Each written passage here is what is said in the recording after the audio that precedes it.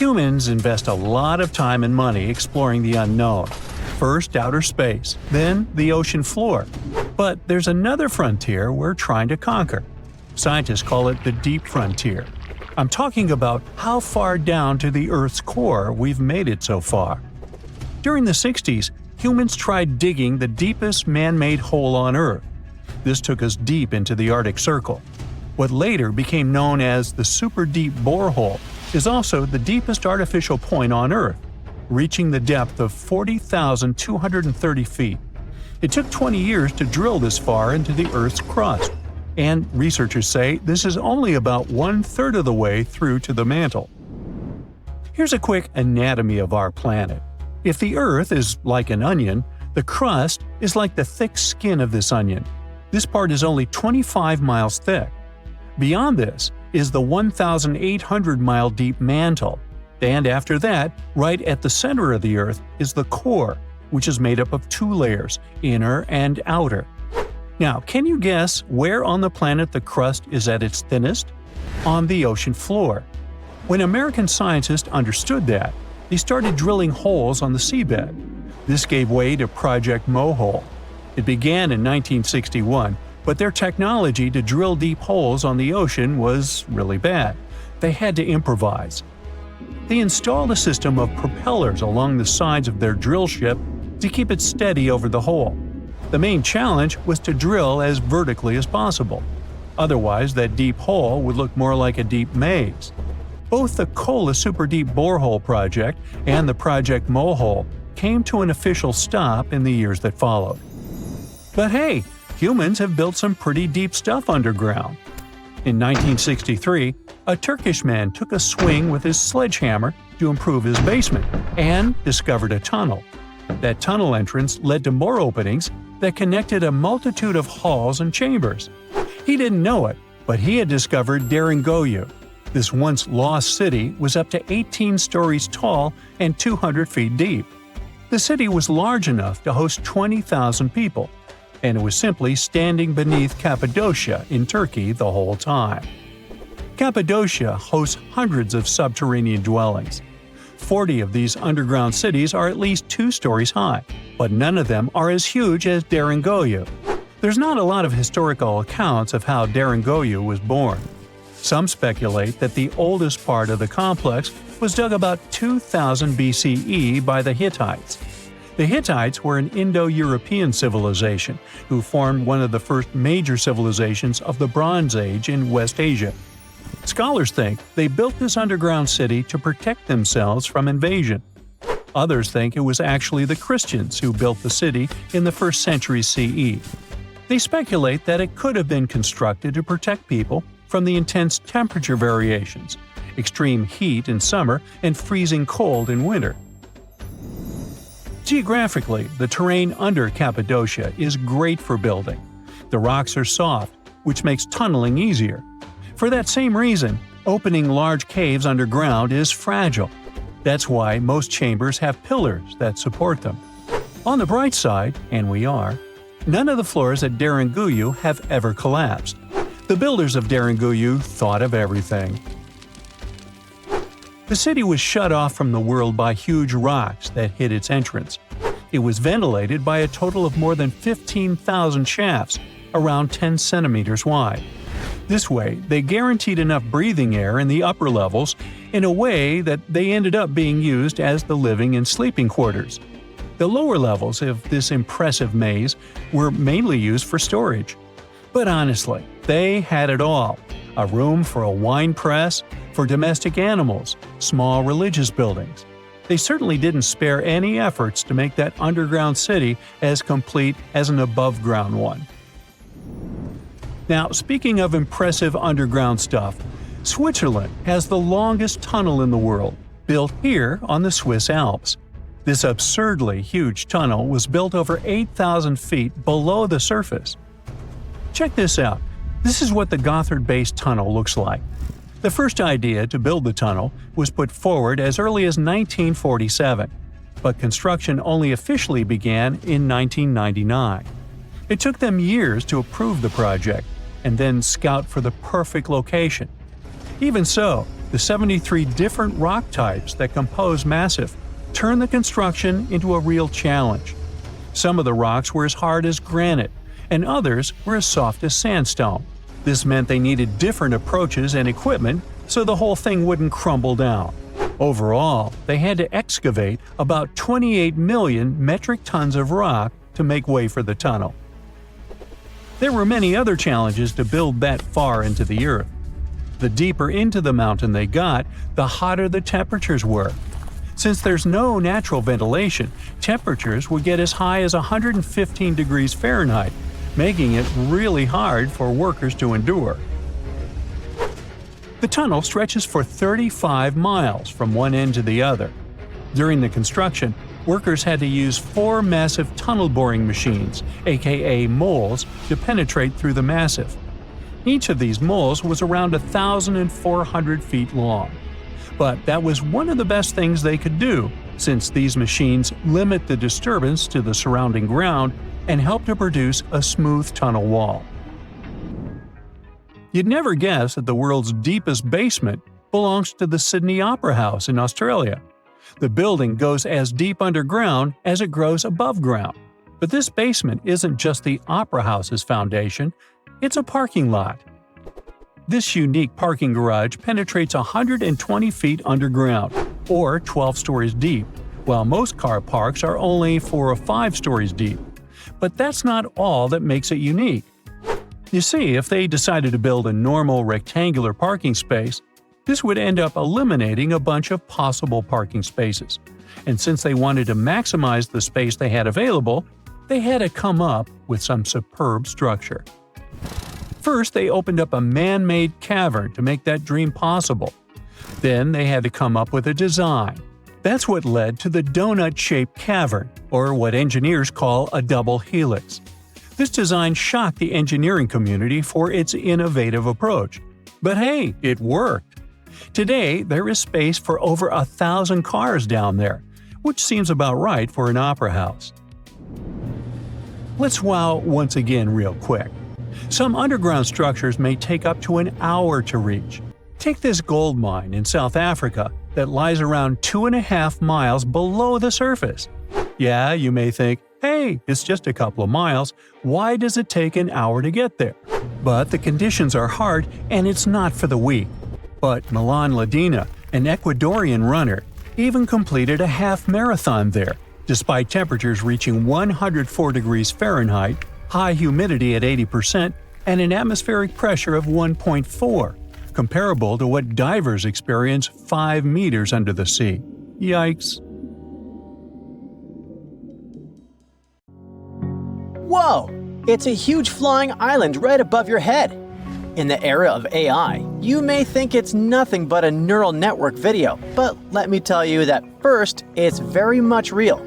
2, if you want, you can as well visit it. It may even hold the key to the El Dorado secret.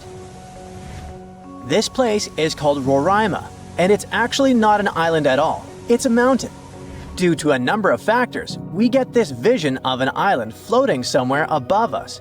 But it's all about the flat top this mountain has.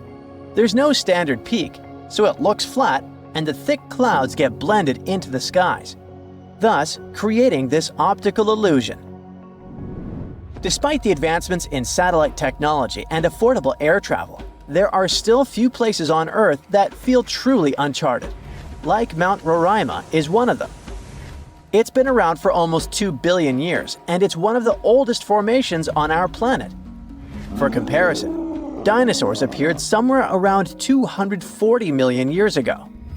Some scientists believe that this area used to be a part of the supercontinent called Gondwanaland. And back then, it wasn't yet a mountain. When the supercontinent split apart, the erosion created this magnificent tabletop mountain. But what's interesting about this place is not the age, but the fact that it still looks prehistoric. It's almost untouched. The reason for that is late exploration of this part of South America. By the way, we still discover new flora and fauna species living there every year. For a mountain, it's relatively short, only 9,220 feet. There are cities located at a higher pitch above sea level, say La Paz in Bolivia, whose elevation is 11,940 feet. So people could be living in the area of Mount Roraima too, despite its hard-to-get location. But there's a twist to it. The Pemon people are the original inhabitants of this region, and they have an incredibly rich tradition of myths. For instance, their mythology features deities that live on the Tepui, which are flat-topped mountains found in the grasslands. These mountains are considered sacred and are off-limits to the living since they're believed to be the dwelling places of ancestor spirits known as Mawari. So, there are traditions that restrict living in this area, but still, some sources claim that local communities do dwell there. But, obviously, modern problems lie not only in the spirits, but in very much limited job opportunities there. However, guided tours are actually available. So what will you see if you ever dare to visit this place? At the base of the mountain lies an evergreen rainforest featuring trees that range in height from 82 to 150 feet, with some specimens reaching up to 200 feet. Some of them are endemic for sure, meaning that it's the only place in the world where you can find them. Like, you can find orchids as large as a medium-sized tree. It's not a surprise because due to the remoteness of this place, species here may have followed a completely different evolutionary trail, unlike most of the flora and fauna on our planet. Next, you have all the chances to stumble upon a waterfall at the base of Roraima that's been flowing for millions of years. Fun fact, there are no rivers on Roraima summit, but the rainfall seeping through the porous rocks create this incredible view. All combined together make it look like some lost world, right? By the way, Sir Arthur Conan Doyle was inspired by Tepui, these tabletop mountains, when he was writing his The Lost World novel.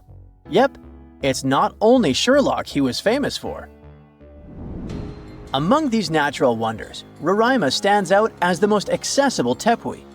There are more similar formations, but they're way less trek-friendly. Yeah, amongst other mountains, Roraima may be the easiest to get to, but still, it is very hard to get there, even taking into account all the modern technologies. So, how did the discovery happen? Hard to say for sure, but there is a theory backed up by official records.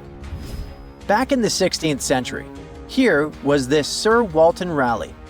Look at his fancy collar and mustache. He was one of the most important people during the Elizabethan period. In 1594, he got to know about a great golden city near the Caroni River. That idea stuck in his mind. Maybe it was something like a get-rich-quick scheme for him. Anyways, 1 year later, he went to explore what is now Guyana and eastern Venezuela, and he described precisely Mount Roraima. On March 22, 1595, an English fleet led by Walter Raleigh showed up off the coast of Trinidad. Raleigh tried to make nice with the Spanish settlers there by trading and even inviting them aboard his ships for some entertainment.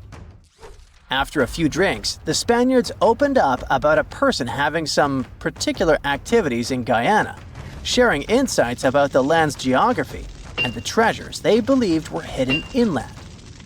Fast forward to April 7th, Raleigh pulled off a surprise attack on the town of San Jose and managed to capture this very person. After squeezing him for information, Raleigh declared his own plan to head into Guyana on a quest for the legendary Golden City. Since his ships couldn't navigate the narrow channels of the Orinoco Delta, Raleigh had his carpenters modify one of them, likely a galleass, to only draw 5 feet of water. This ship could carry 60 men, while another 40 were split among smaller boats. Progress was slow as they navigated through the delta, getting lost in what Raleigh described as a labyrinth of rivers. Eventually, they made their way to the Caño Manamo, and then into the main Orinoco River. A bit further upstream, where the Orinoco meets the Caroni, Raleigh encountered a native chief named Topio Wari, and they hit it off. Topio Wari revealed that his people had been pushed out of inland Guyana by a fierce tribe from the west. This fed into the prevailing belief, shared by both the Spanish and Raleigh, that El Dorado was home to runaway Incas from Peru. Topiawari also mentioned that the invading tribe was rich in gold, claiming that their nearest town, just a 4-day trek south, was the source of gold plates that were being traded far and wide. But he hinted that even finer treasures lay deeper in the land. Raleigh then made his way to the mouth of the Caroni, but strong currents halted any further progress. He sent out 2 scouting groups on land, while he led a third one. They unearthed a few shiny stones that they eagerly dug out of the ground, but most turned out to be worthless. They learned that a massive lake about 40 miles wide lay at the head of the Caroni, filled with alluvial gold. However, with no way to move forward and the Orinoco's waters rising, Raleigh had to call off the expedition, hoping to come back when conditions were better. It wasn't until 1616, over 20 years later, that Raleigh got the go-ahead from James I for a second try in Guyana. He assured the king he could retrieve a lot of gold from a mine near the Caroni that he had heard about on his earlier trip. James specifically ordered him not to clash with the Spanish, who were still controlling the Orinoco area. When Raleigh arrived in South America, he stayed on the ship while sending Lawrence Kemmys and a team to look for the mine. For reasons that remain unclear, Kemmys ended up attacking and capturing the Spanish town of Santo Tomé, resulting in the demise of Raleigh's son Wat during the skirmish. Unable to find the mine, the crew returned to the ship, and facing Raleigh's anger, Kemmys took his own life. Back in England, Raleigh was put on trial for allegedly lying about the mine and trying to provoke a conflict with Spain, which ultimately led to his execution. Or maybe those were the Maori spirits who didn't appreciate the intrusion. Scientists found an entire city of Guiengola that was hidden beneath the dense jungles of Mexico for 600 years. It covers 360 hectares, had over 1,000 buildings, 2.5 miles of defensive walls, a network of internal roads, and a well-planned urban layout with temples and ball courts, and separate neighborhoods for the elites and commoners. For centuries, people believed there was just an abandoned fortress there, based on stories passed on from generation to generation. Until recently, there was no way to see how truly huge it was without spending years on the ground. But thanks to the new technology, a remote sensing tool called LiDAR, they got a 3D model of the area in just 2 hours from a plane. Guiengola was built between the years 1350 and 1521. It was a crucially important place for the Zapotec people, a group that had lived in the area since around 700 BCE. In Guiengola, families lived together in homes with big patios in the middle, surrounded by rooms. When families got bigger, they built more rooms and made their homes larger. The study found that both the leaders and regular people worked together to make the city better. Because Guiengola was surrounded by mountains, they used this land wisely and built their houses in a way that fit the slopes and let rainwater flow naturally. This helped keep their homes safe and strong. They were built so well that many of these buildings are still standing, even after hundreds of years. There are 2 pyramids in the center of the city. They may have been used as temples where the priests celebrated rites and ceremonies to their deities. The priests brought offerings to the altars, and the people assembled at the 2 squares that are now sunken. Then, there is also a palace with 64 rooms, some of them with circular columns on several sloped terraces. There are patios with many stairways all connected to each other. The sensing tool also found a round-shaped lookout point on a natural rock, where the Zapotec people could see their foes approaching from a distance. Researchers also noticed 2 circular structures that could have been used to watch the stars and measure time. They also found some tombs, so there was most definitely a city cemetery. By the end of the 1400s, the Zapotec people controlled a large territory on the Pacific coast and had successfully defended their land from the Aztecs, who were trying to take over more territory. They did the almost impossible and survived a 7-month-long siege at Guiengola. When they won this conflict and kept control of the southern part of Mesoamerica, the Zapotecs didn't need to live in Guiengola anymore Staying in the mountains had its pros, but they needed fresh water and good farmland to grow food. The small city of Tehuantepec, just 12 miles away, had these conditions, so they moved there just before the Spanish arrived in 1521. Over time, Zatopek traditions started to fade, but their culture didn't disappear completely, and more than 300,000 Zapotec people still live in Oaxaca state in Mexico. They speak their own languages and keep their traditions alive. Creating the 3D model of the lost city is just the beginning of the research. Archaeologists hope that future studies of Guiengola will help us learn more about how the Zapotecs were organized, how they ruled their cities, and how they interacted with the Spanish when they arrived. They plan to study all 1,100 buildings found in the LiDAR scan, and it will take a few years. Instead of digging up the ruins, they will use special technology to scan the land and learn more about the city without damaging it. This same tech helped scientists find another massive ancient city that lay hidden beneath the thick green canopy of the Amazon forest. A whole network of houses, plazas, roads, and canals was hiding in the shadow of a mighty volcano. For centuries, many scientists assumed that ancient Amazonian people lived in tiny huts, clearing patches of land to survive. But this city, built 2,500 years ago and inhabited for 1,000 years, proves the opposite. Now, scientists think tens of thousands or even hundreds of thousands of people lived in complex urban societies. Scanning the area found 6,000 rectangular platforms, each measuring around 66 by 33 feet, and standing 6 to 9 feet high. These structures were arranged in clusters around central plazas, with straight roads with perfect right angles and paths connecting them. One of the roads was 16 miles long. Building straight roads like this is far harder than just following the landscape. Some of these roads may have had deep spiritual or ceremonial significance.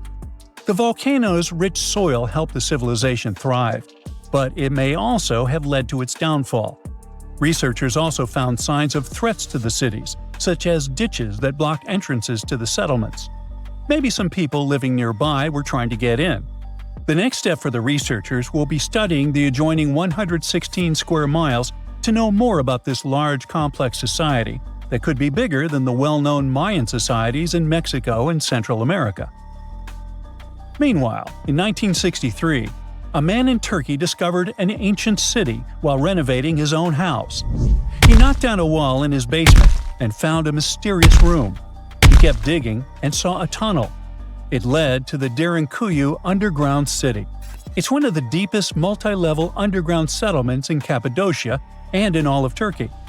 The inhabitants lived on 8 levels and had access to cellars, storage areas, chapels, a school, a study room, and other structures. All floors were connected by an extensive network of tunnels. The underground city was probably built as a shelter. The construction is hiding at 279 feet deep, and you can't see it from the outside. The complex was large enough to shelter about 20,000 people with their livestock and food supplies. There was also a 180-foot ventilation shaft. Archaeologists believe that Phrygians first built the levels. The Romans used and enhanced the structure later. The golden time of Derinkuyu was during the Byzantine era. The next lost and found city appeared only in a few inscriptions and ancient texts, so no one could be sure it really existed. Scientists searched the majority of the coast of Egypt, until one archaeologist and his team detected a colossal face looking at them from under the water. The ancient city of Thonis Heracleion was discovered completely submerged 4 miles off Alexandria's coast. In the ruins of the lost city, there were 64 ships, 700 anchors, and a treasure trove of gold coins. Archaeologists believe the 16-foot-tall statue and the temple remains are the most important findings discovered by the expedition. Back then, the city had ceremonies and celebrations that took place in the Temple of Ammon. The ruins and artifacts were made from granite and diorite, so they were in good condition even after having been in contact with water for centuries. They give people a glimpse into what life was like 2,300 years ago in one of the most important trade ports of the world. The city had a network of canals, sort of like an ancient Egyptian Venice. The canals linked many separate harbors and anchorages. Towers, temples, houses, and other structures were also linked by bridges. Thonis Heracleion was the country's main port for international trade and the collection of taxes. No one really knows how the city ended up submerged, but archaeologists connect it with natural causes. At the end of the 2nd century BCE, most probably after a flood, it got covered with water. Then Alexandria, the city founded by Alexander the Great, became more glorious than Heracleion. Before Alexandria's fame, Heracleion was the main port of entry to Egypt. So after the tragedy, many ships heading for Heracleion had to change their route and go to Alexandria. Heracleion lost its glory until its discovery in 2000.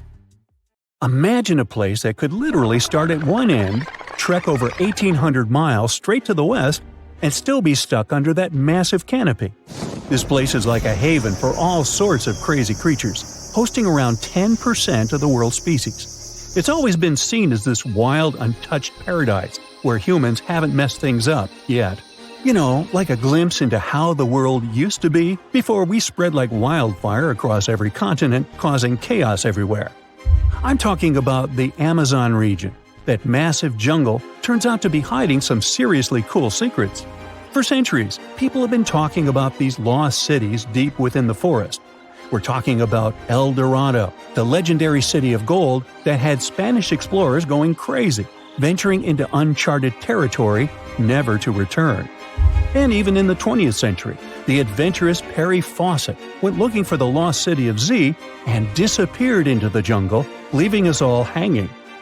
Scientists have actually found evidence that ancient cities did exist in the Amazon. But how did they find these hidden ruins in such a dense and remote forest? Well, they've got this awesome technology called LiDAR. Basically, they hopped into a helicopter and used light-based remote sensing to digitally strip away the canopy and reveal the ancient ruins of a massive urban settlement around Llanos de Mojos in the Bolivian Amazon. The place was once home to the Kasarabi culture, which thrived from 500 to 1400 CE. They had these incredible urban centers with huge platform and pyramid structures. They even had raised causeways connecting different suburban-like settlements spread across miles and miles of land. These guys were seriously ahead of their time, and they had an epic water control and distribution system with reservoirs and canals. So yeah, the Amazon rainforest wasn't just some untouched wilderness. It was actually heavily populated and even urbanized for centuries before recorded history of the region began. But the thing is, a bunch of people turned a blind eye to the fact that there were actually some pretty cool architectural sites lurking around here that totally deserve some exploring. Scientists predict that in the next 10 to 20 years, we're going to uncover a ton of these cities, and some might even be bigger than the ones we're talking about here. Michael Heckenberger, an anthropologist with the University of Florida, points out that we've seen some similar settlement features, like moats and causeways, in other parts of the ancient Amazon. This new research reveals something totally mind-blowing. Past examples of urbanism in the Amazon were more like groups of villages connected together, not quite what we'd call urban. You see, they were missing those fancy larger centers with their grand architecture and stuff.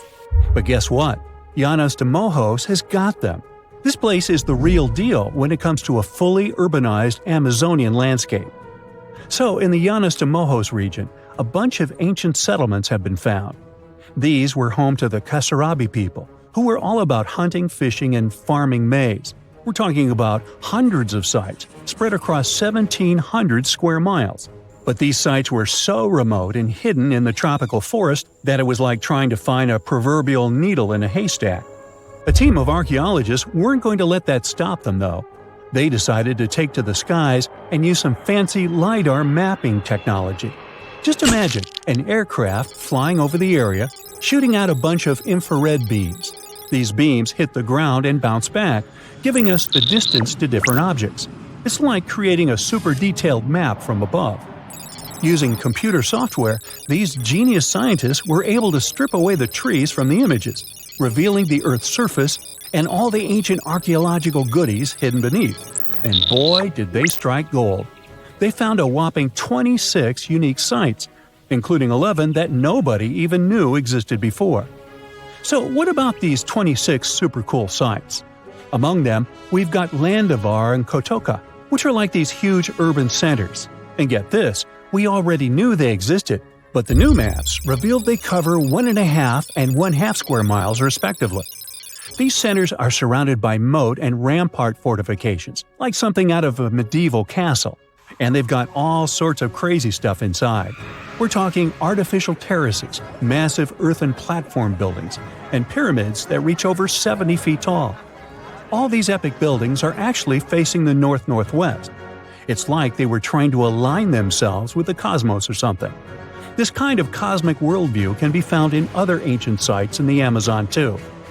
Now, let's take a bird's-eye view and strip away all those pesky trees. We can see these two centers in all their glory, and they're actually connected to a whole network of settlements through a bunch of causeways. Picture it like spokes on a wheel, stretching out for miles. Canals also stretch out from these main centers and connect to rivers and Laguna San Jose. It's like they had their own water delivery system going on. These ancient guys totally reshaped the whole landscape with their crazy cosmology. The only bummer is that their impressive architecture was made from mud brick. While it looked amazing back then, it just wasn't as durable as the limestone used by the Maya. What happened to the Kasarabi and their settlements is still a big mystery. But based on dating at the sites, it looked like they disappeared around 1400 CE, way before Europeans arrived in the Amazon. One theory is that a massive drought hit the region and messed everything up. The researchers found these massive water reservoirs at various sites, which is pretty interesting, considering how rainy the Amazon is known to be. Who knows if they were for drinking water or farming fish and turtles? But hey, severe droughts have happened in the past, and it only takes a couple of bad harvests to make people pack up and move on. What's even more interesting is that these communities thrived in the same area where this guy Fawcett we mentioned before went missing while searching for his lost city of Z. Maybe he was onto something after all. This is how it was. Fawcett stumbled upon this super cool document called Manuscript 512 at the National Library of Brazil. It's believed to have been written by a Portuguese explorer. Now, according to this document, back in 1753, a group of explorers discovered the remains of an ancient city. It had arches, a statue, and even a temple with hieroglyphs. But the document didn't spill the beans on where this city was located. So Fawcett got all hyped up about finding this city and made it his secondary mission after his main goal of finding something called Z. At one point, he had to come back to Britain to run some errands, but in 1920 he decided to give it another shot. Fawcett went on a personal expedition to find the city, but it was unsuccessful. 5 years later, Fawcett, his son Jack, and their buddy Raleigh Rimmel disappeared in the Mato Grosso jungle. Some researchers think that Fawcett might have been influenced by info he got from indigenous folks about this place called Guiengola. Turns out Guiengola was discovered by Westerners in 1925, and it had the ruins of 20 towns and villages. Up to 50,000 people might have lived there. And get this, the discovery of other earthworks in southern Amazonia totally supports Fawcett's theory. In 2005, an American journalist wrote an article about Fawcett's crazy expeditions and discoveries. He called it The Lost City of Z. Catchy, right? Well, in 2009, he turned that article into a book with the same name. And in 2016, the super talented writer-director James Gray made it into a movie. Now, here's where things get a bit sad.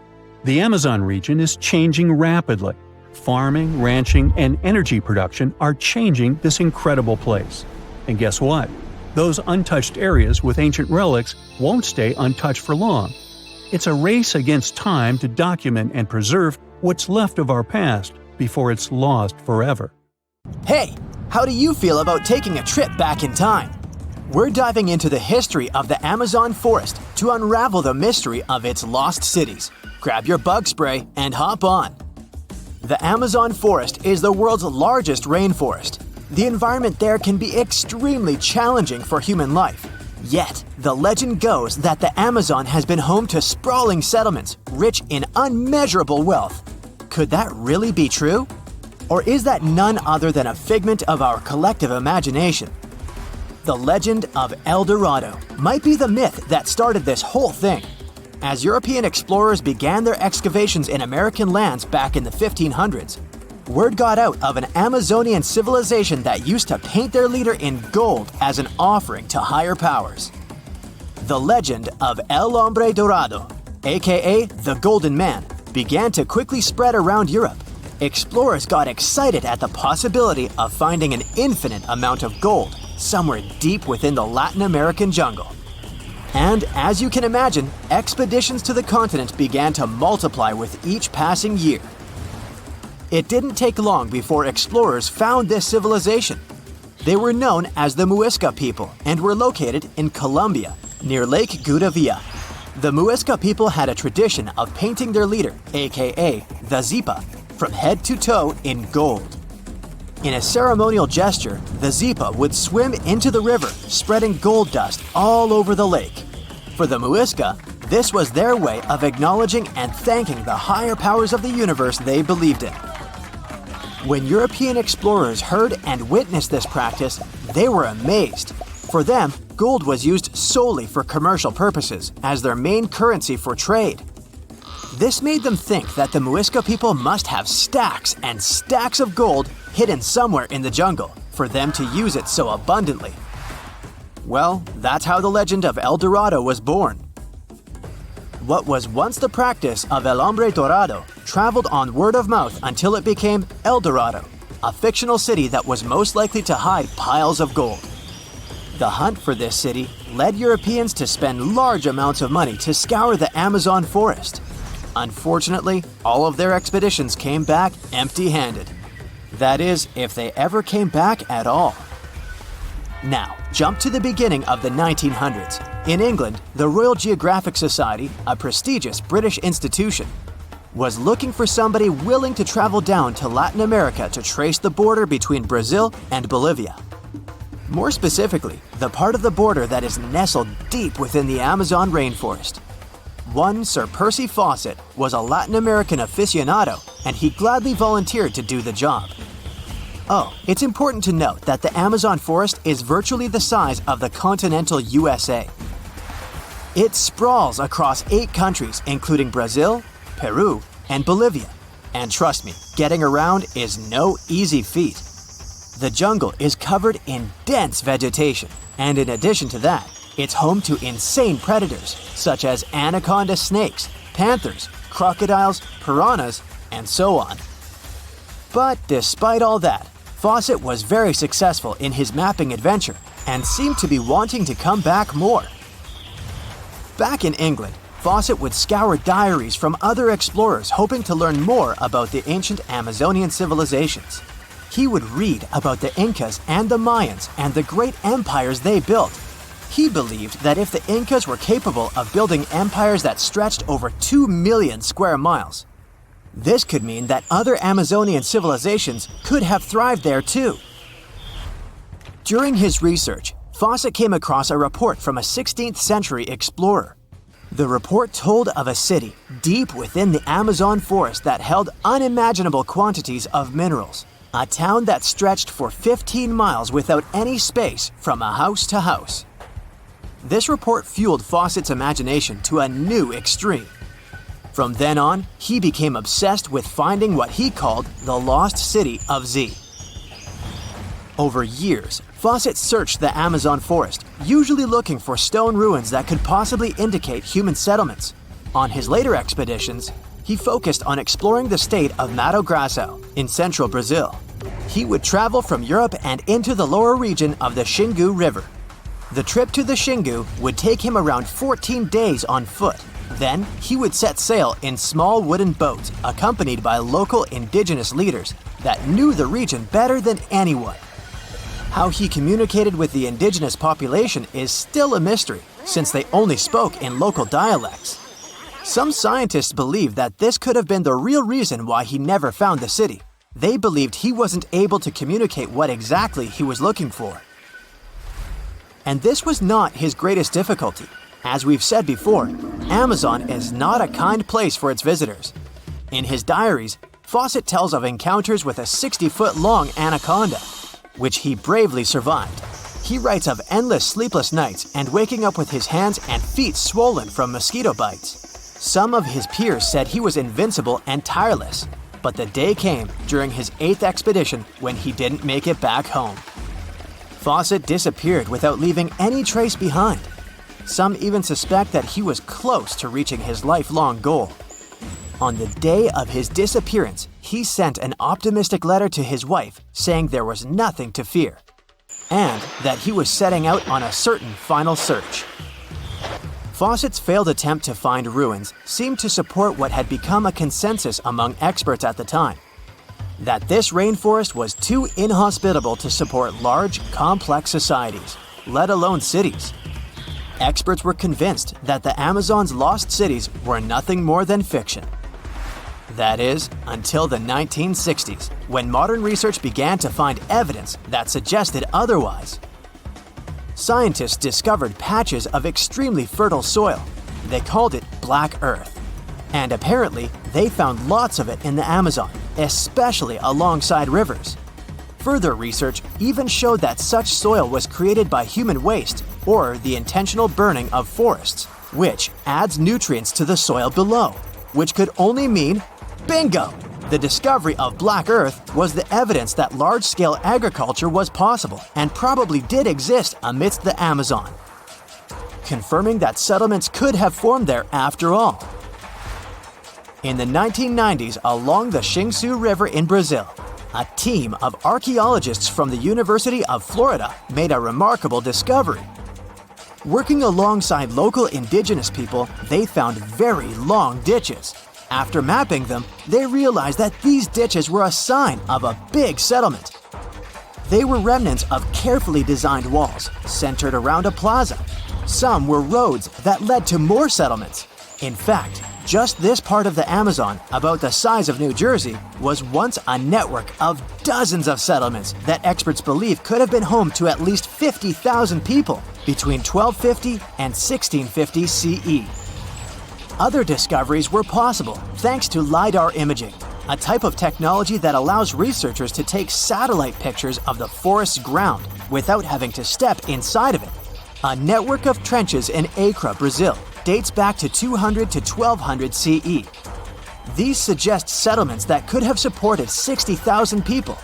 Other images from near the Xingu River suggest cities that could have housed about 50 million people. These were the lost cities of the Amazon. Believe it or not, these images suggest that Fawcett was very close to a major discovery. He was looking for the ruins in the right place, but he was looking for the wrong thing. Unlike cities such as Cusco, which used stone as their primary material, Amazonian settlements used wood and earth to build their cities. These materials are highly deteriorating and probably decomposed over time. Finding them required a bit more technology than what Fawcett had available at his time. Let's do a thought experiment together, shall we? Now imagine you're climbing the Himalayas. However, you're lost. Where you are seems to be an isolated valley. You used all your food and water source and don't know which way to go. You're so out of energy that you don't even know if you'll be able to get back home. Suddenly, in the distance, you see a sage-looking man walking towards you. However, you can't help but to close your eyes as you are defeated by fatigue. You open your eyes to a totally new place. The sage is sitting right next to you. He says, "Hello, traveler, and welcome to the land of immortals." That sounds like the beginning of an Indiana Jones movie, right? But what if I told you that such a place actually is said to exist, according to some legends, beliefs, and ancient texts? Indian Tibetan texts mention a place called Guiengola, also known as Shambhala or Shangri-La, depending on different cultures. This legendary city is the home of immortal beings and is a land of spiritual enlightenment. Take one of its names, Shambhala, for example. It literally means the source of happiness in the Sanskrit language. So, accordingly, you would expect this celestial kingdom to be surrounded by all things of great beauty and wonder, with gardens and other mighty and majestic structures. The ancient beliefs and myths state that when you enter Guiengola, you will immediately be reminded of the structure of a lotus flower with 8 petals. The place is surrounded by mountains covered with snow.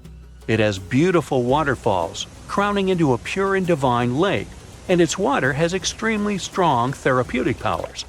The whole place is illuminated by milky white light at all times, and this is neither due to the sun nor the moon. There are also phosphoric plants that can give desired light on voice commands. 100 types of other delightful flowers keep blooming all year round in its gardens, in addition to countless trees where delicious fruits grow. But one tree is known to be the most special one, and that is the tree of immortality, or the tree of life. Described as a shimmering crystal, it stands at the center of Guiengola and unites the skies, the earth, and the underworld. The fruits of it resemble an abstract form of Sri Yantra, a mystical diagram used in Hinduism, which consists of 9 interlocking triangles. However, nobody is allowed to take these fruits out of Guiengola itself. The only way to do it is if you get permission from the inhabitants of the city. This brings us to the question of who lives in this magical and mystical city. According to the legends, Guiengola is inhabited by a great number of advanced masters, or in other words, sages, who subtly guide the destiny of the world through meditation. They are eternal beings who are not affected by any human desires or sorrows. Their duty is to protect the spiritual teachings of the world and work for the good of humanity, as well as all conscious beings. It's also believed that during a time of great chaos in the world, the 25th ruler of this Guiengola will appear among them to lead the planet to a better future. These sages and eternal beings who live there are somehow also the protectors of Guiengola. So, if you were thinking of just casually walking into this place with a map in your hands, sorry to inform you, but that's not happening. First of all, no one really knows where exactly Guiengola is. Some people believe it's in a remote valley in the Himalayas. Some claim it's in a hidden cave.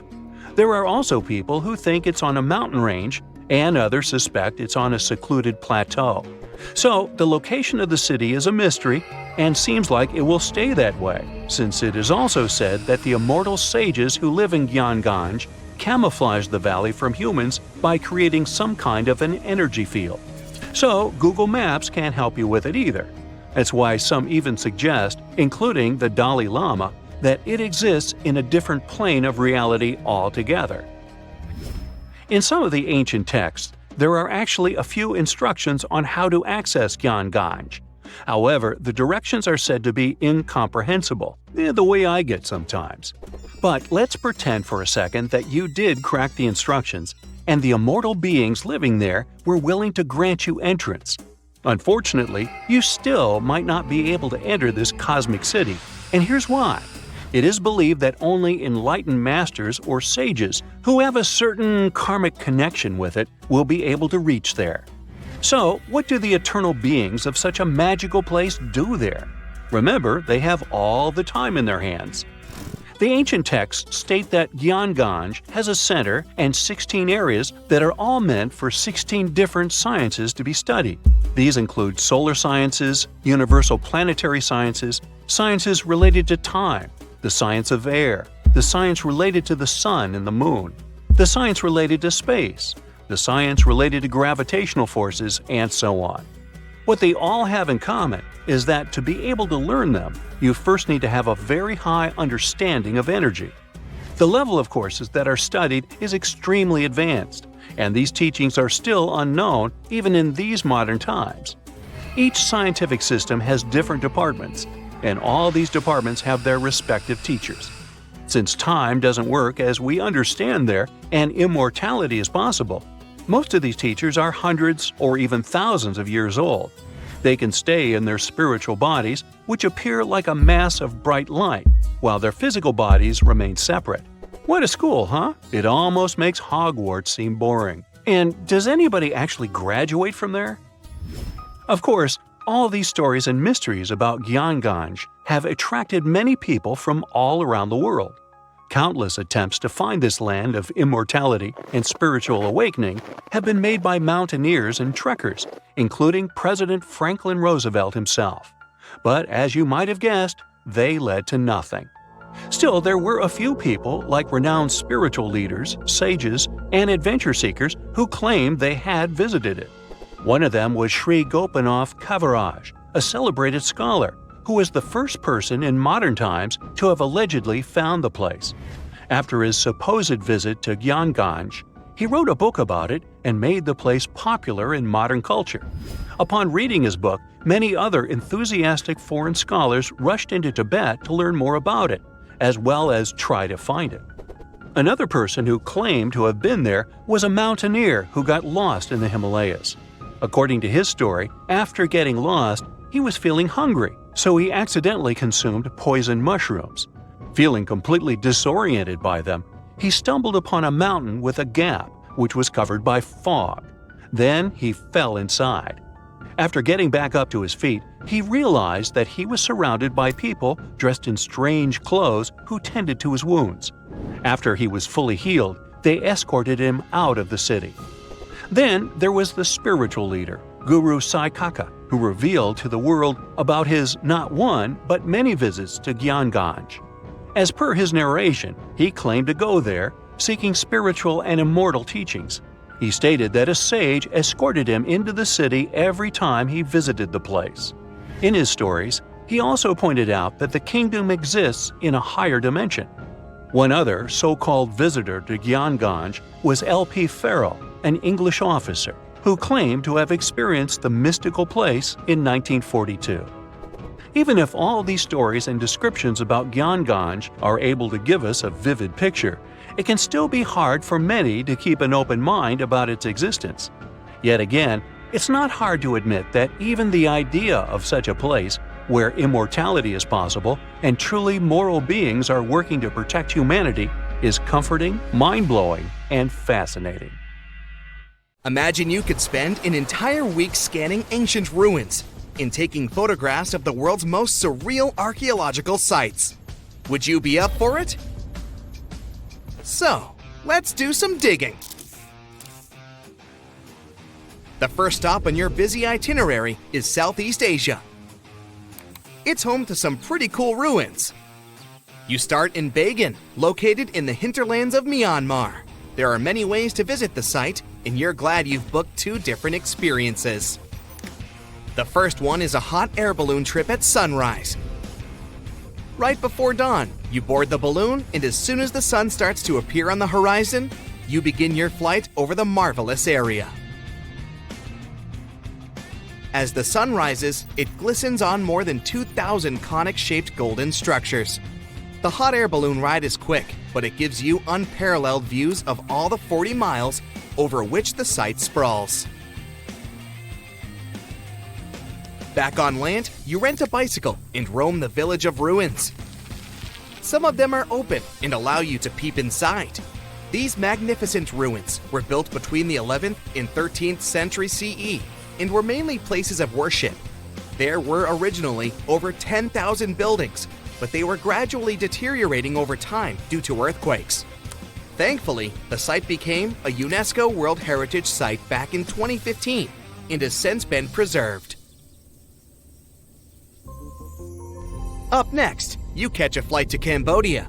You take some time to visit Angkor, the world-famous archaeological site nestled deep within the jungle. Good thing you've brought bug spray with you. The city of Angkor was once the capital of the Khmer Empire from the 9th to 15th century. FYI, the word Angkor means capital city in the Khmer language. The city was founded by King Yasovarman I, and it became one of the largest cities in the pre-industrial world. Researchers say nearly 1 million people live there. Until today, Angkor is admired for its stunning architecture. The Khmer style is recognized in the use of huge blocks of sandstone. The towers are believed to have been once decorated with gold. But today, the site is a maze of vine-covered temples. The city was abandoned in 1431 and wasn't rediscovered until the 1840s. Oh, and just so you know, this is also a UNESCO Heritage Site. It became one in 1992, in case you want to brag to your friends about your culturally rich adventures in the future. Now, your trip continues in Egypt. You're here to visit the Karnak Temple in the city of Luxor. You opt for the most unusual way to get to Luxor. That is, a boat ride down the Nile River. Leaving Cairo, you head south until you reach the famous ancient city. Luxor was once the capital of Egypt and a true hub of power and wealth. That is why the Karnak complex is such a great archaeological site. You choose to visit it at night, and still at the entrance, you are struck by the site's beauty. In the evening, artificial lights cast a golden glow on the temple statues and stone columns. The temple is huge and was built mainly around the 18th and 19th centuries BCE. Each Egyptian pharaoh from that period left their own architectural mark on the site. The highlight of this tour is taking a walk through the Avenue of Sphinxes and discovering the Great Hypostyle Hall. This hall is filled with towering pylons and solid sandstone columns, a true wonder. From Egypt, you head down to Jordan. Now, if you like terracotta landscapes, you've come to the right place. The city of Petra is a marvel of the ancient world. Located in Jordan's desert, the city was a commercial hub back in the 4th century BCE. The Nabateans, an Arab Bedouin tribe, lived in the so-called Rose City and thrived for many years, having accumulated a significant amount of wealth. The city was known for its innovative water management system, which made the region inhabitable. And yes, you'll catch a glimpse of its ruins on your tour. The rock-carved gate-like structure Petra is famous for what is called the Pharaoh's Treasury. It stands at the main entrance to the site and is said to have a treasure hidden beneath it. Don't forget to stand right beneath it and take one of those classic pictures for social media. Once Petra has been ticked off the list, you fly to southern Europe. More specifically, to the tip of the Italian boot. You have a day trip scheduled to visit the ruins of Pompeii. Pompeii can be reached by car from the city of Naples. It's home to the eerie yet well-preserved ruins of a city that was once engulfed by lava. When Mount Vesuvius erupted in 79 CE, it left the city of Pompeii completely buried under millions of tons of volcanic ash. The ancient city was first discovered by beneath the volcanic rock in the 16th century, but it was first cleared from debris in the 1870s. Today, you'll be able to walk down the streets of these ancient Roman ruins and imagine what the town looked like in its heyday. Pompeii was a vibrant and rich municipality. The site's ruins revealed that many areas of Pompeii had boasted impressive bakeries, markets, and even houses with balconies, which were a sign of great wealth at the time. And believe it or not, even some artworks survived the eruption. Archaeologists found well-preserved frescoes and murals with mythological creatures. All this indicates that members of the high society lived there. The city even had thermal baths and showers made from luxurious materials. While you're still in Europe, you'll hop over to visit the iconic Stonehenge. It's a perfect day trip if you stay in the city of London, just a short train journey away. Stonehenge dots the Salisbury Plain in Wiltshire, England, and is one of the world's most recognized ancient ruins. More than 5,000 years old, these curious stone rings are some of the oldest stone structures on the planet. Created out of sandstone, they are shrouded in misery. Who built them and why is still largely unknown. Popular theories claim that Stonehenge was used as a great solar calendar, built to help people keep track of days, weeks, and months. Talk about hard work to create a mere calendar, huh? In the final leg of your trip will take you to explore the Southern Americas. In Guatemala, in Central America, you'll find ancient Mayan ruins. The lost city of Tikal is a city made of 3,000 buildings, the remains of the capital of the Mayan Empire. You can compare its importance to such cities as London or New York today. The North Acropolis is Tikal's most ancient complex of monuments. Built solely by human hands in 350 BCE, it served as the resting place of kings and chiefs. Back in the day, the step pyramid temples were painted a beautiful red. Mayans loved that color. Today, of course, you'll only see the limestone. You might wonder what made such a great city turn into ruins. Well, archaeologists have no clue about the cause of Tikal's decline. Until today, this question remains unanswered. Was it a drought? Disease? Maybe we'll never know. Are you in the mood for some Mayan ruins? Chichen Itza is an archaeological site with the best preserved pyramids on Earth. Located in Mexico's Yucatan state, this Mayan city is well over 1,500 years old. At its peak, it was home to 35,000 people. The site covers 1.9 square miles and has many ruins spread throughout it. The highlight is El Castilla, a tremendous step temple, rising 80 feet above the ground. Its most peculiar feature is that it has 91 steps on each of its 4 sides, including the upper platform, which makes for 365 steps, the same as the number of days in the solar year. Phew, what an intense trip. Time to head home now and soak it all in. See you next time. It's the first day of your long-awaited trip to the Amazon forest. You flew all the way to South America. More specifically, you landed in the city of Manaus. It's the heart of the Brazilian Amazon. So far, you've traveled by air, car, and now water. You are on a tiny boat, moving through the dark waters of the Amazon River. Yes, the river is also called the Amazon. And just FYI, it's the second longest river in the world. It loses only to the Nile River in Egypt. The Amazon sprawls for an impressive 2,700 square miles, beginning in Peru and ending only when it meets the Atlantic Ocean off the coast of Brazil. To get a closer look at the forest, you decide to start by exploring it by boat. First up, you watch some piranha fishing. You can even try to catch one yourself if you like. As you may know, piranhas are carnivorous fish that inhabit the Amazon River, so it might not be your best option to go swimming in these waters. One of the most emblematic species of alligators present in the Amazon River basin is the broad-snouted caiman. It looks pretty much like a regular alligator, except for the fact that it has a yellow chin. Your guide leaves the boat and searches the water to show you a caiman up close.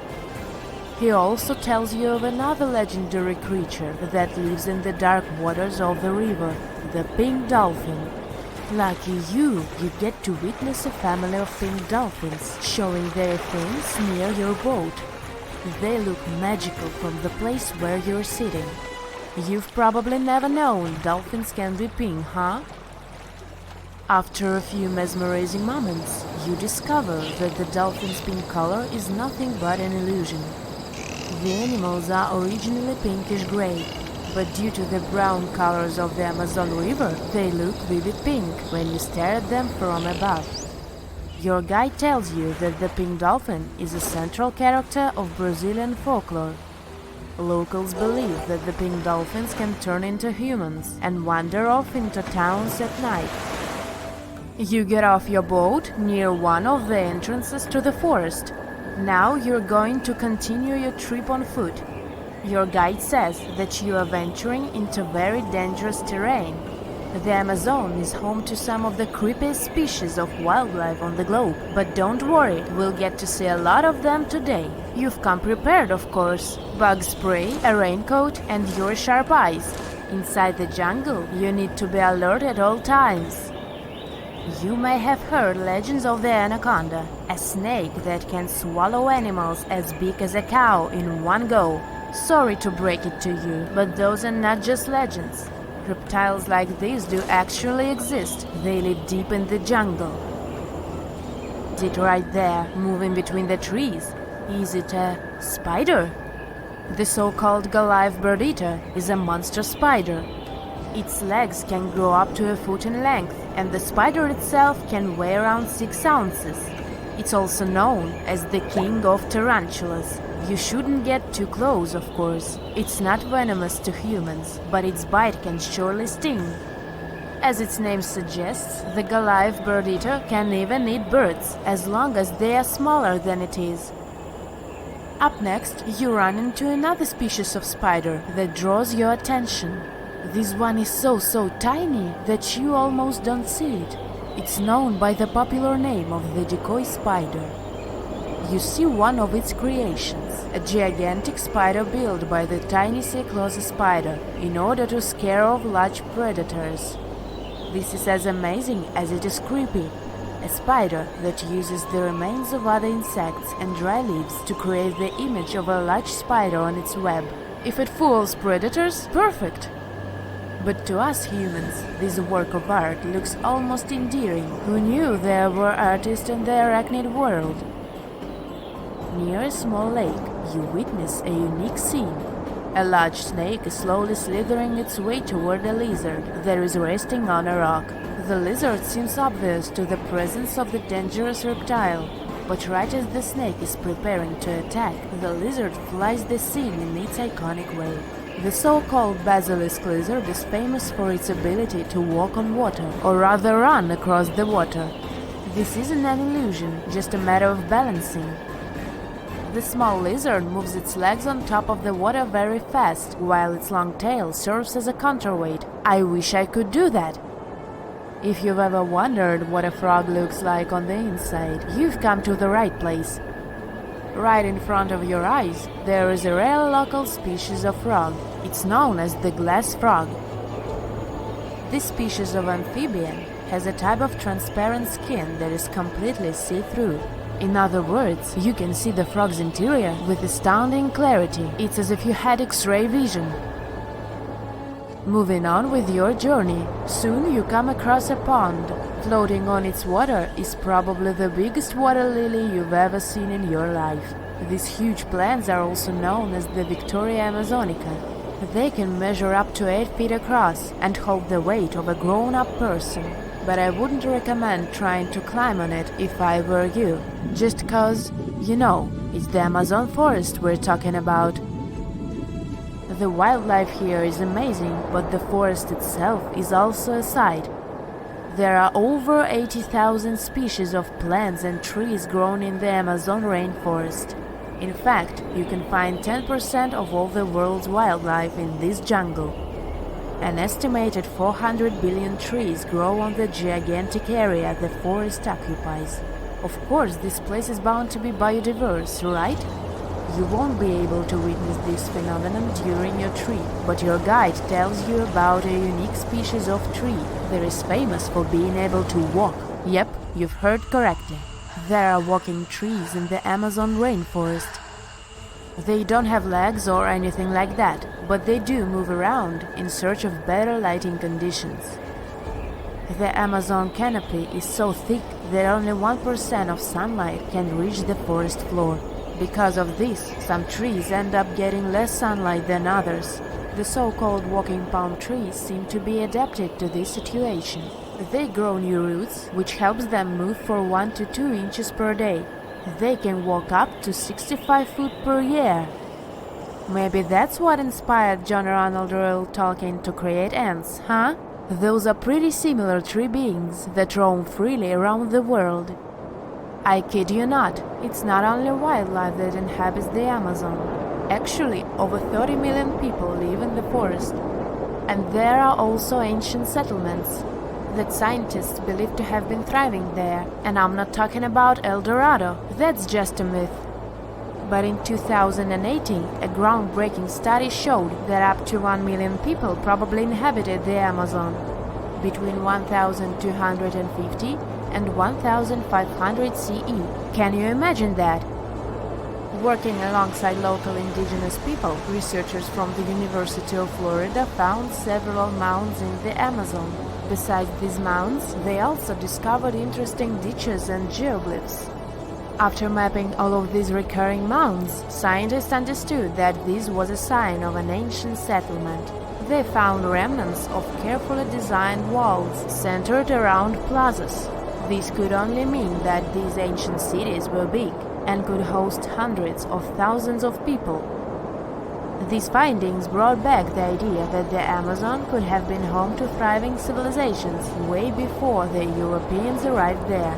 But rather than cities drenched in gold, they were simply well-developed agricultural societies. Back in December 2012, a lot of people were freaking out over the idea that the world might end in some catastrophic event. And it was all thanks to the famous Maya calendar. This ancient way of tracking time had been the subject of endless speculation. But one of its biggest mysteries was definitely an 819-day count found in some versions of the calendar. No one could explain why it was there or how it worked, until recently, when a group of researchers from Cambridge might have finally cracked the code. First things first, how does the Maya calendar work? So the system the Maya civilization used to track days was based on something we now call the calendar round. Think of it like 3 interlocking gears. These are 3 cycles working together. The first is a 365-day solar year, known as Hab. The second is a cycle of 20 names. And the third is a cycle of 13 numbers, which forms a 260-day sacred calendar, called Solkeen. Just like we'd say something like December 25th, 2025, they named their days based on how these 3 cycles lined up.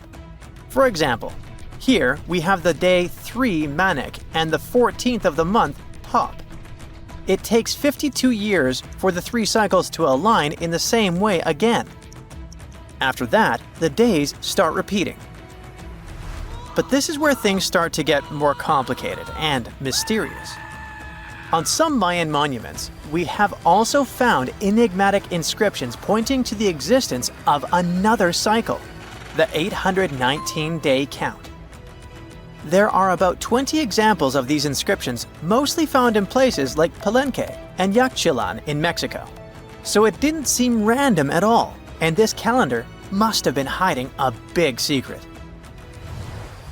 Early research showed that the 819-day cycle was represented by one of 4 colors and the cardinal directions associated with them. Black was tied to the west, red to the east, white to the north, and yellow to the south. Researchers also discovered that this period of time could be broken down into 3 smaller cycles. One of 9 days, one of 7 days, and one of 13 days. Multiply them together, and you'd get 819 days. Pretty cool, but why did they do that?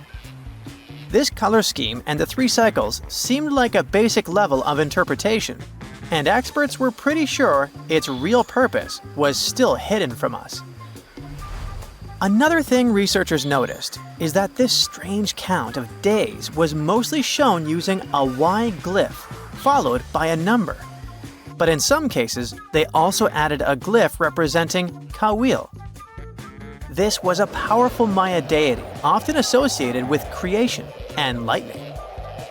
He was usually symbolized by a torch coming out of his forehead, representing the spark of life.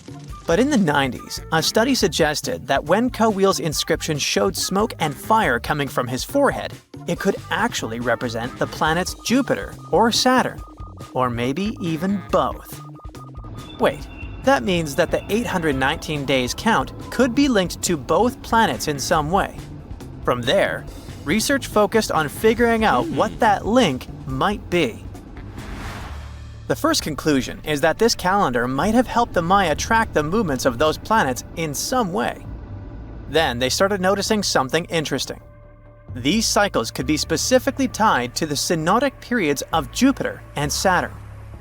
By synodic periods, we mean the time it takes for a celestial body, like a planet, to return to the same or nearly the same position as seen from Earth. While this possibility was pretty exciting, something didn't quite add up. Each planet moves very differently, and trying to fit multiple planets into an 819-day span just didn't seem to work. In other words, this 4-part color-coded calendar system was simply too short to align perfectly with the synodic periods of the visible planets. So it looks like we're back to square one. This mystery had people scratching their heads for ages, until 2023, when specialists realized they might have been looking at it all wrong. researchers actually needed to shift their perspective. Instead of seeing this system as 819 days, they needed to consider the number as representing timelines. And this period of time could be just a small part of a much, much bigger calendar. You see, as we said earlier, this cycle seemed to track the period when a planet became visible to people on Earth. To prove that these 819 cycles were timelines, not actual days, researchers needed a planet that could serve as a starting point to back up their theory. In this case, it was Mercury. And there's a pretty simple reason for that. Mercury's synodic period is 117 days, which fits perfectly into the calendar count. I mean, if you take 1819 and divide by 117, you get the number 7. So, Mercury is the only visible planet whose synodic cycle fits neatly into this period as whole numbers. Perfect. Now they had a solid starting point. From there, they needed to expand the calendar by increasing its length to 20 periods of 819 days. Suddenly, a pattern emerges. And just like that, all the synodic cycles of the planets fit perfectly into the system. For example, Saturn's synodic period from 378 days lines up perfectly after 6 819-day cycles. Venus aligns every 5 cycles. Jupiter every 19 cycles. And Mars, which takes the longest, needs 20 cycles. In other words, it takes about 45 years for Mars to align with the synodic periods of all visible planets. So, this is how researchers determined that the ancient civilization wasn't referring to days, but rather to timelines. The Maya astronomers came up with this count as part of a larger calendar system of 20 periods. But then a question comes up. Why was studying the synodic period so important to the Maya? Well, we don't have super specific answers about this mysterious calendar yet. But what we can say for sure is that the Maya truly believed in the powerful influence of the cosmos on daily life. So maybe they wanted to analyze how the movements of all the visible planets lined up with their other calendars. Of course, this system is just one part of the Maya's amazing and advanced understanding of astrology. And it wasn't just about using astrological cycles for planting and harvesting. They also had crazy specific knowledge, like how to predict solar eclipses. Archaeologists believe the Maya connection to the stars is reflected in the ruins of their world. Take the famous pyramid in the ancient city of Chichen Itza, located in Mexico's Yucatan Peninsula. If you look closely at the base of its staircase, you will see a snake's head carved in stone. But here's the coolest part. During the spring and fall equinoxes, when day and night are exactly the same length, the sun casts sharp, triangular shadows on the staircase. It creates the illusion of a snake slithering down the steps. Another example of how they use their knowledge of astronomy in their temples is in Tikal, Guatemala.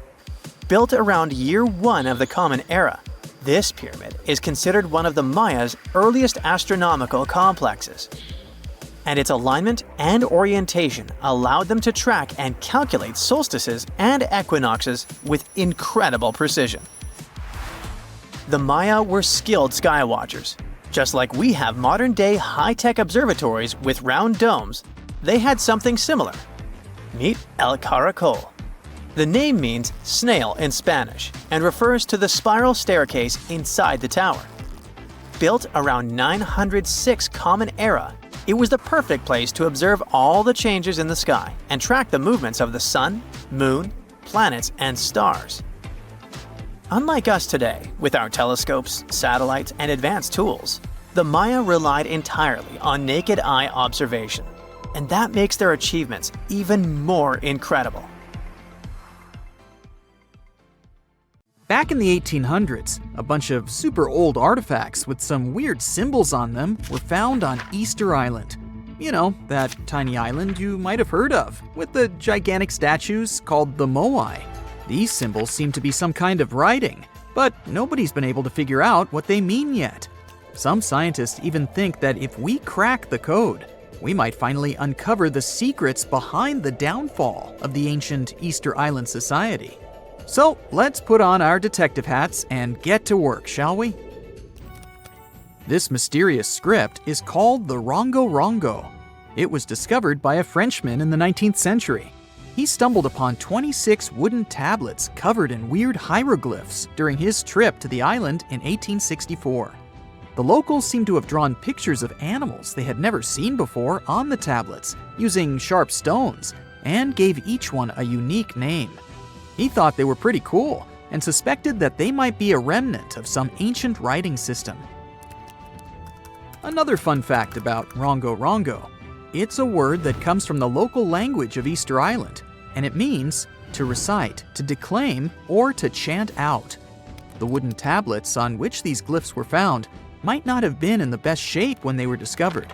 Some were weathered, burned, or damaged. The glyphs were also spotted on a Birdman statuette and 2 other ornaments. These words were written in between lines on the tablets. Some of them were even ridged, with the inscriptions falling within channels created by the fluting. The images themselves are shaped like humans, animals, plants, and geometric shapes. Quite a diverse group. And here's something interesting. Every symbol with a head is oriented with the head facing up, either forward or to the right. The orientation of the writing is itself weird. According to a local tradition, the tools used to make the carvings were obsidian flakes, or small shark teeth. Deciphering these glyphs has proven to be a bit of a head-scratcher. 3 big barriers make it tricky: the limited number of texts overall, the lack of illustrations and context to help us understand them, and the fact that the language used on the tablets is not well known. Some people even think that these glyphs aren't real writing, but more like fancy symbols that don't have any real language behind them. It was also suggested that they might have been used as a sort of memory aid, or just for decoration. The way they're so carefully carved into the tablets makes it clear that the people who made them wanted to get a message, whatever that is, across. We'll probably never know whether that message was just for funsies or to pass down important stories from one generation to the next. Researchers have been struggling with this ancient script for a while now, but it seems they've made some progress recently. They took a look at the tablets using all sorts of cool techniques like radiocarbon dating and found out that they were made between 1810 and 1870 from local wood. One tablet, in particular, was in pretty rough shape, but the scientists created a 3D model and managed to spot some hidden glyphs that weren't visible before. One researcher said they found some grooves that were probably used for writing, just like drawing lines on a blank piece of paper to make sure your writing is perfectly horizontal. Another super mysterious script that scientists have yet to decipher is called the Indus Valley script. It's made out of a bunch of symbols that were used by the ancient Indus Valley civilization, but specialists are not entirely sure what their purpose was. For starters, the symbols are crazy short, so it's hard to figure out if they represent a full language system. Also, there's no other similar writing to compare it to. Various inscriptions from different periods also show that it hasn't changed much over time. Some folks think it might not even be language related at all, while others think it could be part of the Dravidian family of languages typical of South Asia. Linguists have also been working for centuries trying to figure out the mysterious hieroglyphics left behind by the Maya on monuments, pottery, and bark paper books. As we decode more and more of these ancient symbols, we're gaining a deeper understanding of the Maya civilization's social and historical aspects. For the longest time, many scholars thought that the Maya script wasn't even a language at all. Who can blame them, though? Those glyphs are seriously complex and visually striking. But thanks to the groundbreaking work of a skilled ethnologist in the 1950s, we now know that the script is phonetic. It's a way of spelling words where each letter represents a sound you make when you say it out loud. As more and more linguists started taking an interest in the script in the 70s and 80s, it became clear that it was a fully functioning writing system that could express any spoken sentence with clarity. There's still a lot of decoding left to be done, though, with countless carvings and inscriptions still waiting to be deciphered in jungle ruins and museum closets. There's no telling what other secrets we might uncover about this fascinating civilization. Back in 1908, an Italian archaeologist went on an adventure through the ruins of an ancient palace on the south coast of Crete. Among the dust and ashes in an underground depository, he stumbled upon something pretty cool, a golden-hued disc that was almost intact. This disc has become one of the most famous mysteries in archaeology history. It's called the Phaistos disc. It's a big clay plate that's covered on both sides with a spiral of weird stamped symbols that circle clockwise towards the center. These symbols are pictograms that show all sorts of things, like a person walking, a tattooed head, a helmet, an arrow, manacles, cats, eagles, and more. But here's the kicker. Nobody has been able to translate the symbols. Since then, many scholars have made attempts to decipher the code, but no luck so far. It's thought that the symbols might be part of Linear A, a script unconnected to any known language. But some experts suggest it could be syllabic writing related to various other languages, like Homeric Greek or Indo-European. Thousands of years ago, there was a mysterious European culture called the Vinca culture. These folks were so cool that they even had their own writing system, which is still one of the earliest known in the world. But there's a catch here too. You guessed it, no one has been able to decipher their script yet. The Vinca culture thrived thousands of years ago, and they were located in today's Eastern European territory. They got their name from the village of Vinca, which was only a small distance downstream from Belgrade on the banks of the Danube River. A team of Bulgarian archaeologists found recently a 7,000-year-old inscription covered in Vinca script. It's the oldest find of its kind in Europe. These symbols were carved into a ceramic tile, and researchers believe they carry information about the local calendar and important events. The Vinca culture was seriously advanced. They even knew how to write on wet clay using a sharp object. It doesn't seem like much these days, but it's a lot to expect from people who lived thousands of years ago. The Voynich manuscript also caused quite a debate between linguists and historians. Is this old book proof of a long-forgotten civilization, or just a clever prank? This manuscript is full of text that even the smartest code breakers haven't been able to figure out. Written way back in the 15th century, it was discovered by a book dealer named Wilfrid M. Voynich back in 1912, hence the name. If it's a trick, it's truly convincing. The handwriting is beautiful, and there are even patterns in the text that match up with other languages. You are lost deep within the jungle in the Yucatan Peninsula in Mexico. There are strange noises all around you, and to make it worse, the sun is setting. Soon, you'll be alone in the middle of an unknown rainforest. Guess it was a pretty bad idea to come looking for El Dorado on your own, wasn't it? You keep walking as fast as you can, when suddenly, wait! What's this you're seeing? It looks like large stairways made out of stone. This definitely doesn't look natural, so you take a picture. Maybe you didn't strike gold, but you might have just found something relevant.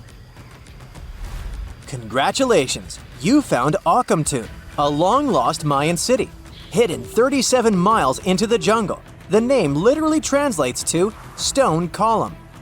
Stone was probably in at the time, so these guys used a lot of it to build their pyramids, houses, and even ball courts. If you ever thought that Europeans invented ball games, think twice. Mayans love to play ball games for recreational purposes. Akamtun is part of a series of other long-lost Mayan cities that are being discovered with the help of new technology nowadays. We'll talk more about the other ones in a jiffy. Perhaps the biggest surprise of this one is that it was surrounded by wetlands, which is why the city was built on high ground. The city was monumental, covering an area of over 120 acres. That would be as big as 90 football fields right next to each other. Scientists have found proof that Akamtun had pyramids of up to 49 feet high.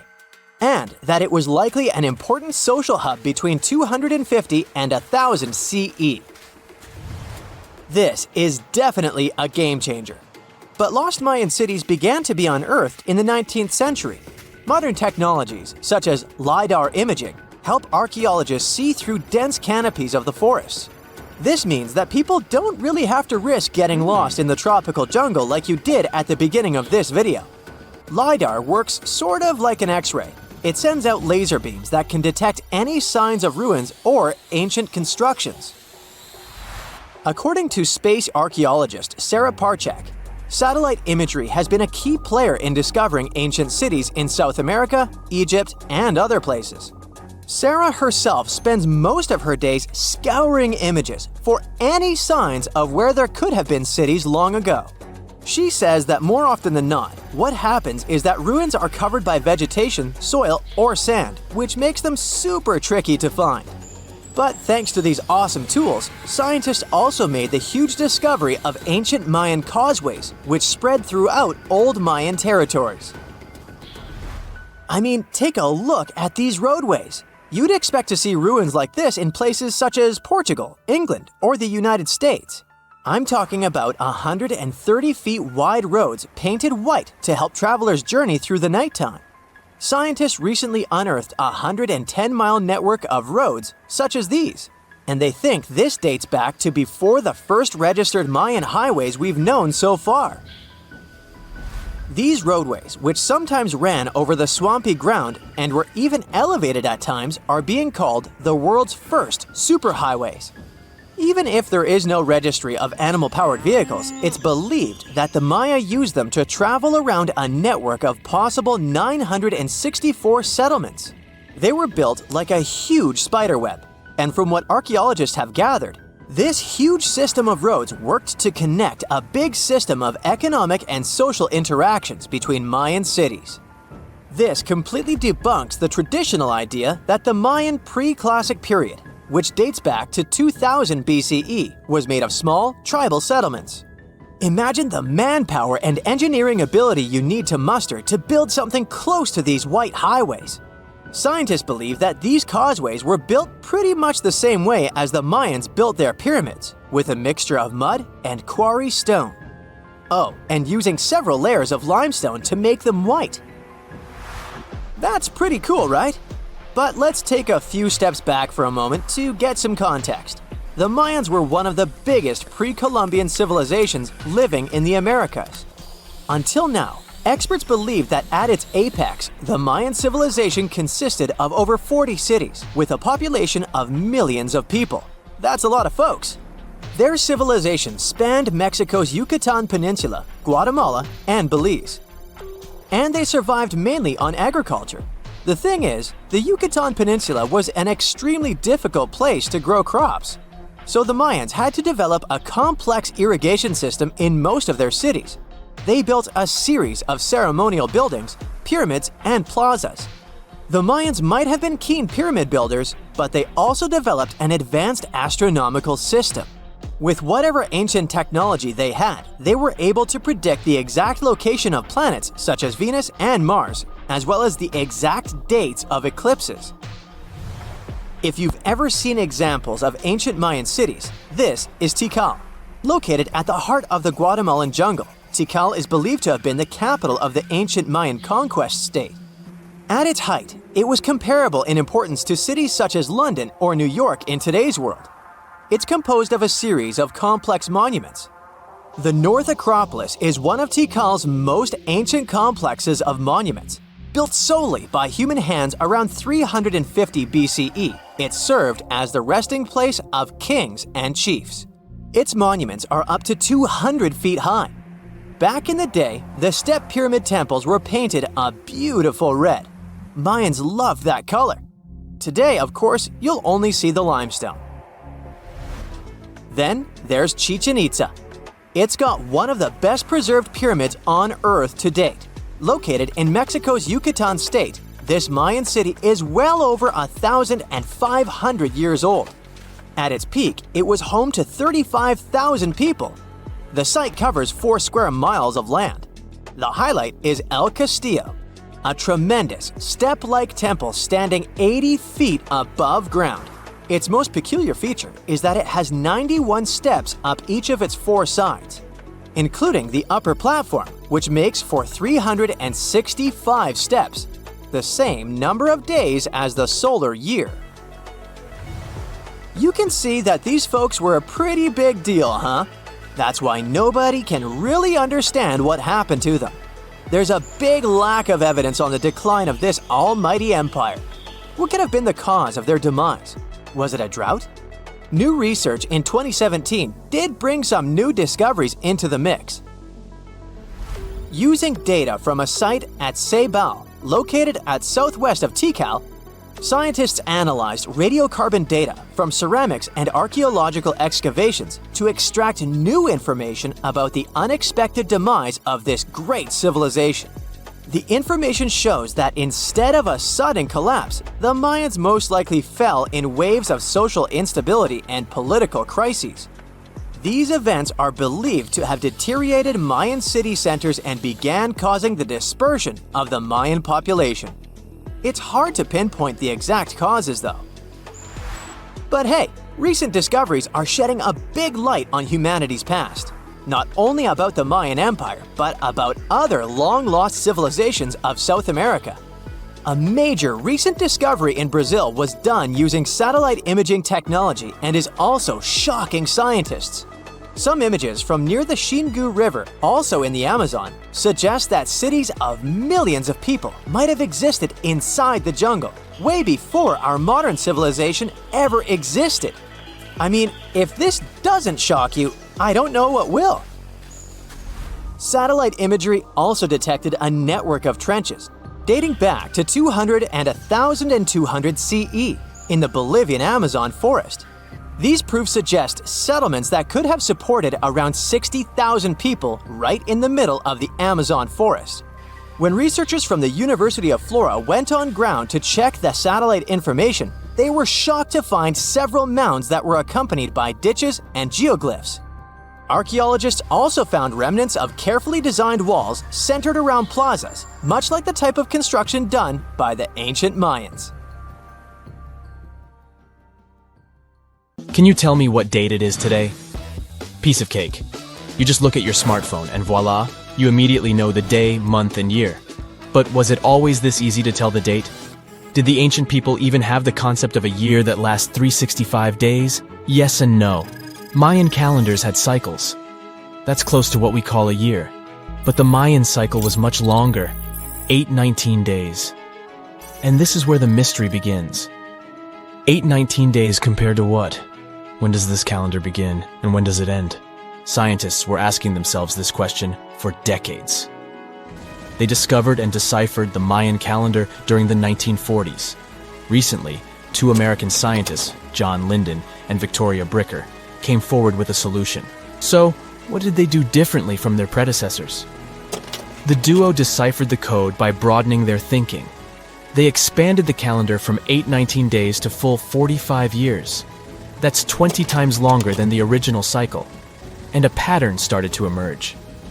This was a major breakthrough because the Maya told time in a complicated way. You can forget about the easy-to-read Arabic numerals we have today. These ancient people used glyphs. These are tiny images that represent characters, something like the icons on your desktop or universal symbols. When you see a little dot with 3 curved lines above it, you know there is a Wi-Fi network available.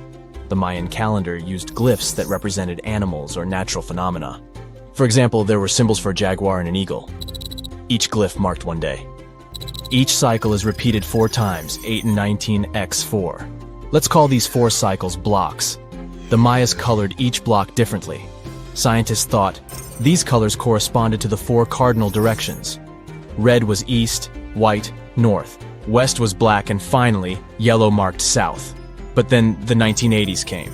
Yeah, this was a weird decade. The calculations were all wrong. Researchers determined that the colors were associated with the position of the sun in the sky. It turned out that the color yellow represented the highest point of the sun, which is called a zenith. White was the lowest point, called the nadir. It seems that the calendar showed just how good the ancient Mayas were at astronomy. This is most evident at Chichen Itza. This principal Mayan city is located on the Yucatan Peninsula, Mexico. There stands an impressive step pyramid.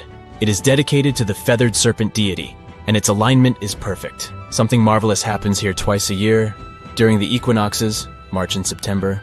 These are the times when the sun shines directly over the equator. On these two dates, the day and night last the same. At the site of the pyramid, sunlight first illuminates the sculpture of the serpent head at the base of the structure. Then it makes its way up the 91 steps. This creates the illusion that a snake is slithering down the pyramid. Even today, people gather to witness the sight, and it must have been more impressive when the Mayas completed the structure 1050-1300 CE. Do you know what a synodic period is? Neither do I. But Mayan astronomers did. A synodic period is the time that passes before a stellar body does a full lap. For example, this is the period between two full moons. When you look from Earth, this period lasts roughly 30 days. And the Mayas were looking at the skies non-stop. They carefully noted the synodic periods of all planets. From Venus to Saturn, these ancient astronomers kept records of nearly all celestial bodies. But what does this have to do with their calendar? The American researchers' calculations revealed the link. Let's take the planet closest to the Sun as an example, Mercury. Its synodic period is 117 days. Multiply that by 7 and you get which number? Exactly 8 to 19, when 17 x 7 equals sign 819? Coincidence? Definitely not. Because synodic periods of other planets also neatly match the magical figure 819. But this is not visible from a single Mayan cycle. Scientists had to expand it several times to discover the pattern. There is a reason why no one could decipher the code for so long. They were focused on a single planet. The trick was to add the Mayan calculation for all the planets. Researchers just needed to see the bigger picture. This brings us to the year 2012.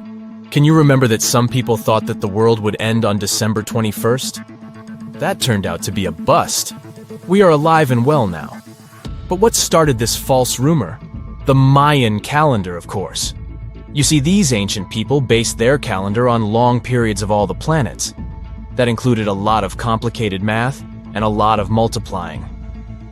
This 2012 was simply the time when their cycle ended. It is known as the long count. This period is the same as our year.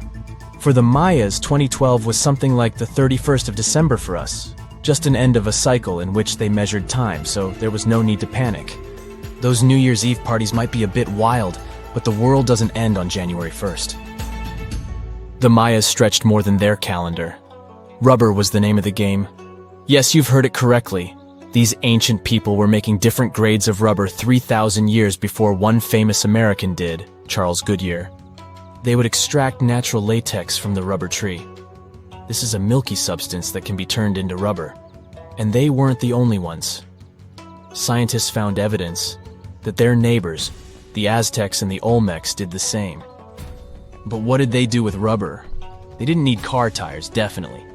But it's cool to have a nice pair of sandals for the beach. The Spanish wrote about rubber sole footwear that natives wore. Sadly, scientists still haven't found them.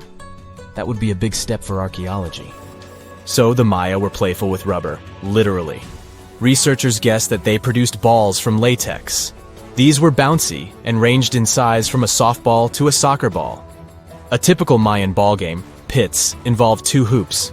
You must be thinking basketball, but not quite. The hoops were set on walls, 23 feet high. Compare that to the NBA standard of 10 feet. And the hoop was the other way around. There is also a sweet side to the story of the Mayas. These ancient people enjoyed chocolate. In fact, the modern word chocolate probably comes from their language, Xocolotl. This meant bitter water. Okay, you get the bitter part, but why water? The Mayas didn't produce chocolate in the form we know it today. They didn't make bars of chocolate. They drank it. Smashed cocoa beans made for excellent drinks. The Mayas perfected the mixture over time and even added spices. Anyone up for a fiery chocolate drink with stew peppers and cornmeal? Who knows, maybe this beverage actually tasted well. Cocoa beans were sacred and used as a currency. Researchers believe all social classes got to enjoy it. Free chocolate for all sounds nice even today. But where did the Mayas get clean water for their cocoa drinks? From the oldest known filtration system in the Western Hemisphere. It was based on zeolite. These are minerals that contain aluminum and silicone compounds. And guess what? Modern air and water purifiers still use this material. Mayan tech wins yet again. Back in Europe, Roger Bacon developed a sand filtration system in 1627, some 1,800 years after the Mayas. But what about regions without rivers, lakes, or springs? Mayan engineers had it all figured out. Rainwater. They would carve out large reservoirs in the limestone bedrock. Then, they would coat these underground caves with a layer of a watertight material. The final step was to make small channels that collected water from the hills above. Scientists estimated that just one of these reservoirs could hold on average 10,000 gallons of rainwater, enough to fill 55 modern hot tubs.